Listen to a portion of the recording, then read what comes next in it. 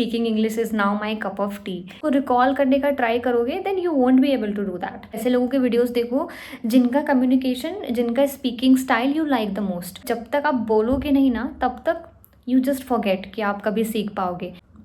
Hi everyone, welcome and welcome back to my channel once again. I hope you all are doing great. My name is Radha and by profession I am a software engineer. I make videos on improvement of your soft skills. So if you are new to this channel or not yet subscribed, please do subscribe my channel and hit the bell icon so that you can get latest update. Recently we have started this 7 days English speaking challenge and it's day 3. So in day 1 and day 2 we have learned that how to get started with the speaking journey, and I have told you all those tips which is going to help you to improve your English speaking journey. I hope you all are practicing it and you are on a right path. So for today, let's get started with something new which is going to help you to boost your confidence more and you can be a fluent speaker. So today we are going to talk about something which is the one of the most important skill to have if you want to improve your English speaking journey, and it definitely boosts your confidence. It definitely make you less fumble while talking. So we are talking about the vocabulary power, the word power which you should have. So बहुत सारे लोगों का ये confusion रहता है कि हमें तो बस बेसिक vocab आती है, बहुत बेसिक वर्ड्स आते हैं, तो हम उसके साथ कैसे बोलना स्टार्ट करें। सो आज मैं आप लोगों के साथ कुछ टिप्स शेयर करने वाली हूँ जिसके थ्रू आप अपनी vocab पावर बढ़ा सकते हैं, and these all techniques have help me to improve my vocab. So that's why I'm going to share you all of my knowledge what I have, and I'm going to share some bonus tips also which is going to definitely help you to improve your vocab power. So there are a lot of ways by which you can improve your vocabulary, but पहले इसके बारे में बात करते हैं कि what not to do. सो बहुत लोग ऐसा करते हैं कि जब उनको वर्ड्स सीखना रहता है तो वो क्या करेंगे, गूगल पे जाते हैं, दे आस्क गूगल कि गिव मी 1000 वर्ड लिस्ट और 2000 वर्ड लिस्ट, और वो लिस्ट में से ट्राई करते हैं उसको मेमोराइज करने का। तो जब आप ऐसे याद करते हो ना तो आपको उस पर्टिकुलर टाइम के लिए याद रहता है, बट इन फ्यूचर जब आप उसको रिकॉल करने का ट्राई करोगे then you won't be able to do that. So this is the common mistake which lot of people does that, and including myself, I used to do the same, but with time I got to understand that this is not something which is working. So ये बहुत ही ख़राब तरीका है मेरे हिसाब से, तो ये चीज़ अवॉइड करें करना. Now let's talk about what all you can do to improve and boost your word power and your vocabulary.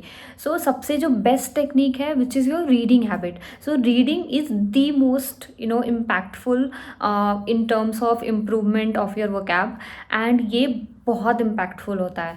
आप अगर 10 लाइन या 10 लाइन का एक स्टोरी पढ़ते हैं, छोटा सा एक आर्टिकल पढ़ते हैं, आप उसमें देखोगे कि आपको उसमें कम से कम तो 10, 15 या 20 ऐसे वर्ड्स दिख जाएंगे अगर आप बहुत बिगिनर हो जो आपको नहीं पता, राइट.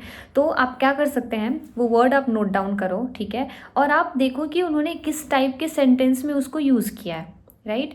अगर लेट्स से हम एक वर्ड का एग्जांपल लेते हैं कि ब्यूटीफुल, राइट, एक बहुत ही कॉमन वर्ड है, तो आप ये देखो कि जो आपने आर्टिकल या स्टोरी पढ़ा है उसमें ब्यूटीफुल किन किन तरीक़ों और कैसे एस्पेक्ट में यूज़ किया है.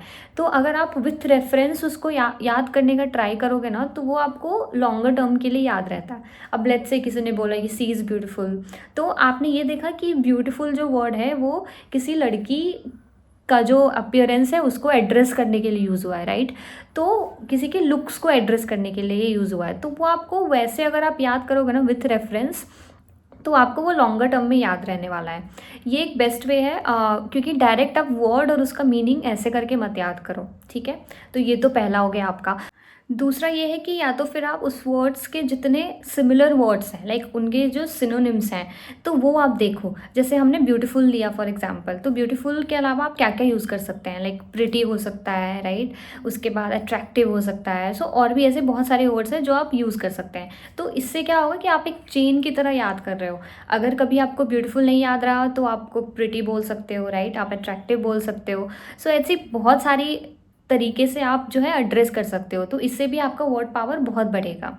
अब हम देखते हैं कि ये रीडिंग हैबिट्स कैसे डालें. तो रीडिंग का जो सबसे बेस्ट टाइम होता है ना, वो आपका जो आप रात में जब आप सोने जाते हो उससे पहले आप कोई बुक लो और आप उसका 5 पेज 10 पेज जितना आपका कैलिबर है आप उसके हिसाब से पढ़ना शुरू करो, और फिर उसमें जो भी आपको नए नए वर्ड्स मिलते हैं और आपको लगते हैं कि ये मीनिंगफुल है, तो आप उसको नोट डाउन करते जाओ। और अगर एट अ टाइम आपको नहीं टाइम मिल रहा है तो मे बी आप नेक्स्ट डे मॉर्निंग में उठ के ऐसे में क्या होगा कि आप रिकॉल भी कर पाओगे कि आपने क्या पढ़ा था। और जब आप किसी स्टोरी से या बुक से पढ़ते हैं ना, तो आपको वो इवेंट याद रहता है, तो उसके बेसिस पे आप फिर उसको मेमोराइज करके और ऐसे आप अपना वर्ड पावर इंक्रीज कर सकते हैं।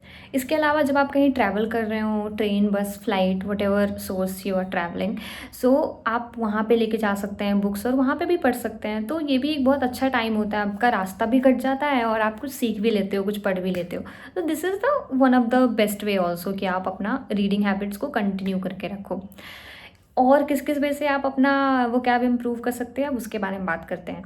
तो ये तो एक हो गया आपका रीडिंग। दूसरा है कि और ये भी बहुत ही इम्पैक्टफुल होता है कि आप कुछ देख लो, ठीक है। लेट्स से आप कोई इंग्लिश मूवी देख लो, कोई इंग्लिश सीरीज़ देख लो, आप किसी का पॉडकास्ट देख लो। क्योंकि मूवी में कैसा आपको 3 घंटे टाइम स्पेंड करना पड़ेगा, या सीरीज़ में यू नीड टू हुक्ड। अगर आप एक स्टूडेंट हैं तो आप उतना टाइम स्पेंड नहीं कर सकते, तो आप क्या करो, एक 25-30 मिनट्स का या 1 आवर का पॉडकास्ट देख लो, टेड टॉक देख लो। तो ये सारी चीज़ें जब आप देखोगे ना, वहाँ पे देखो कि उन्होंने कौन कौन से वर्ड्स का यूज़ किया है। तो बिगिनिंग में जब आप बहुत बिगिनर होते हो तो आपको ऐसा लगता है कि यार मुझे तो बहुत सारे वर्ड्स नहीं पता। बट जैसे जैसे आपकी जो लिसनिंग कैपेसिटी होती है ना, और आपका जो इम्प्रूवमेंट है वो कैब का, वो जैसे जैसे होता जाता है, यू विल अंडरस्टैंड, अरे ये तो मुझे आता है, ये तो मुझे आता है। तो एक टाइम ऐसा आएगा जब you completely understand what they are talking about. So उनको जो है एटलीस्ट दिन के 30 मिनट्स 20 मिनट्स तो आप लिसनिंग में ज़रूर डालो, और इससे भी आपकी वोकैब पावर बहुत बढ़ती है।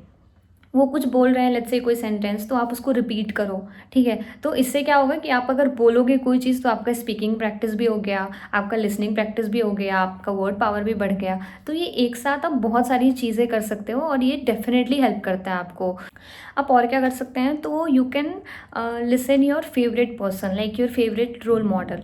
तो जो भी इंसान लाइफ में आपको अच्छा लगता है, राइट, जिस भी फील्ड में आप हो, be it you are a technical person और यू आर अ स्टूडेंट और you are from non technical background, आप जिस भी बैकग्राउंड से हो, राइट, आप अपने फील्ड के जो आपके आइडल हैं आप उनको सुनो। अगर वो इंग्लिश में बात करते हैं तो जब आप उनको सुनते हो ना, तो उनके videos you like to watch, right. तो आप उनके ज़्यादा से ज़्यादा वीडियो देखो। और लेट्स से आप अभी इंग्लिश सीख रहे हो तो आप वैसे लोगों के वीडियोस देखो जिनका कम्युनिकेशन, जिनका speaking style you like the most. So you will understand कि वो कैसे बात कर रहे हैं, आपको पता चलेगा उनका जेस्चर, और सिर्फ वर्ड ही नहीं, उससे आप बहुत सारी चीज़ें और भी सीख सकते हैं। तो ये एक अनदर वे है जिसकी आप हैबिट डाल सकते हो, और ये भी आपको आपके वर्ड पावर बढ़ाने में बहुत हेल्प करेगा। So there are many more techniques by which you can improve your vocab, but these are like the basics. आप इडियम्स यूज़ कर सकते हैं, आप फ्रेजेस यूज़ कर सकते हैं, like speaking English is now my cup of tea, so of course it is. तो अभी कैसा है कि आप ये सारी छोटी छोटी चीज़ों को अपने डेली रूटीन में लाओगे तो definitely it is going to boost your confidence, your vocab, and बहुत सारे तरीक़ों से ये हेल्प करेगा आपको। तो ये सब चीज़ों को आप प्रैक्टिस में लाओ, and just do not forget to speak, क्योंकि स्पीकिंग ही ऐसा चीज़ है जो आपके इस लैंग्वेज की फ्लुएंसी को इम्प्रूव करेगा। आप कितना भी पढ़ लो, राइट कर लो या फिर आप सुन लो, बट जब तक आप बोलोगे नहीं ना, तब तक यू जस्ट फॉरगेट कि आप कभी सीख पाओगे। क्योंकि बोलना जो है वो सबसे मुश्किल काम लोगों को लगता है, लेकिन जब आप एक बार आपका फ्लुएंसी बैठ जाता है तो it is the most easiest way, you know. आप लिखने में जितना टाइम देते हो या फिर सुनने में, लेकिन बोलना comparatively it is more easier once you get to that certain level. तो आप प्रैक्टिस करो and be regular, be discipline, and one day you will definitely going to grow and be a good speaker.